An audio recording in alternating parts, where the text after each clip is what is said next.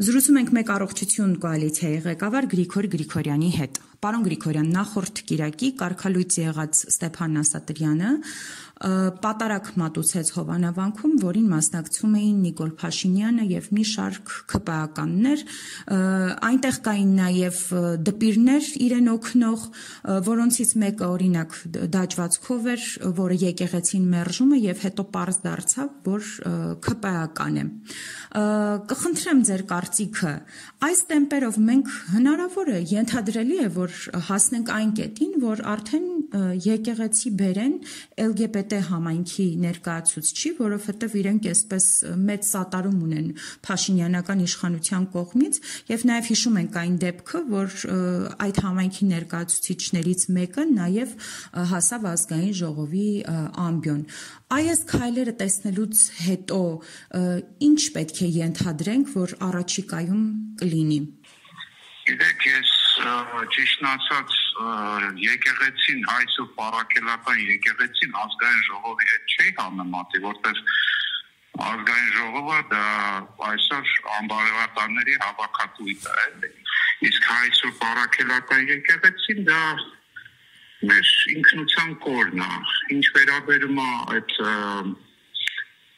ինչպես ասեցիք այդ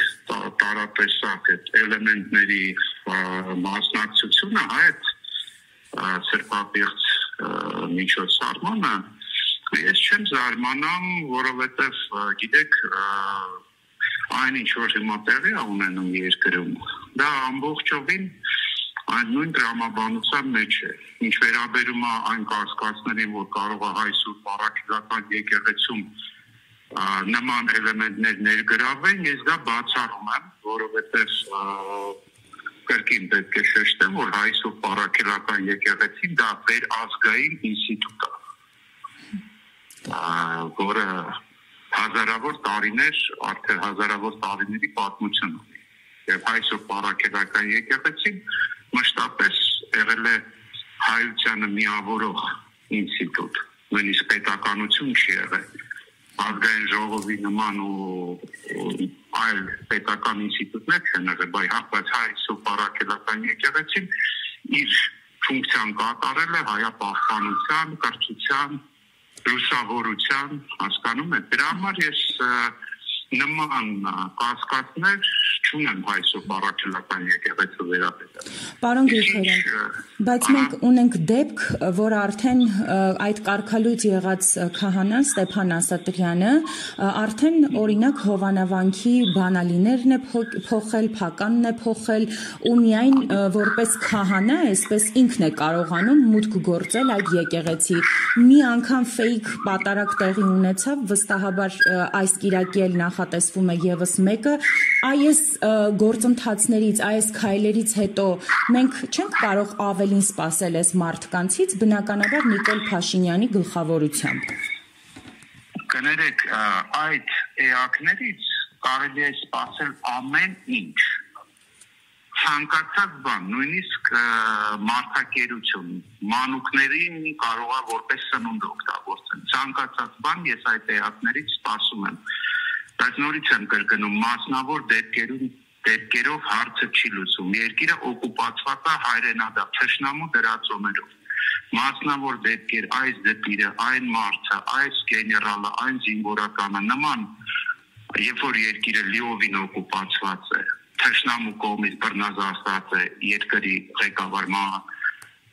իշխանության ղեկը, մասնավոր դեպքերը բացարձակապես որևիցե դեր չեն խաղում։ Վաղը մյուսօրը կարող է շատ ավելի վատ բաներ տեղի ունենալ։ Հասկանում եք, մեր պատմության մեջ ցավոք նման դեպքեր եղել են։ Հարցի լուծումը կոմպլեքս մոտեցում է պահանջում, եւ այդ մոտեցումը միանշանակ ընտրությունները չեն։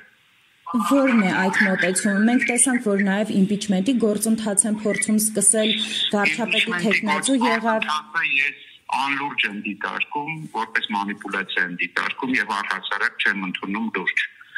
Իմ սուբյեկտիվ միգուցե կարծիքով իմպիչմենտի գործընթացը բացարձակապես այլ նպատակներ ունի։ Իսկ որն է ելքը, պարոն Գրիգորյան։ Մենք ունենք այսօր հստակ ելք, որ իսկապես սահմանադրության շրջանակներում գործելով կկարողանանք ազատվել այս վիճակից։ Հարգելի սահմանադրություն գոյություն չունի, սահմանադրությունը ոտնահարված է եւ բոլոր հնարավոր դիրքերով բռնաբարված է, ինչ սահմանադրության մասին է խոսում։ Ինչ սահմանադրության մասին է խոսքը։ Այդ դեպքում ելքը ո՞րն է, պարոն Գրիգորյան։ Ես բազմիցս ելքը շեշտել եմ, ես բազմիցս դա ասել եմ, եւ մեր զինվորականները եւ մեր կամավորականները շատ այդ ելքը գիտեն։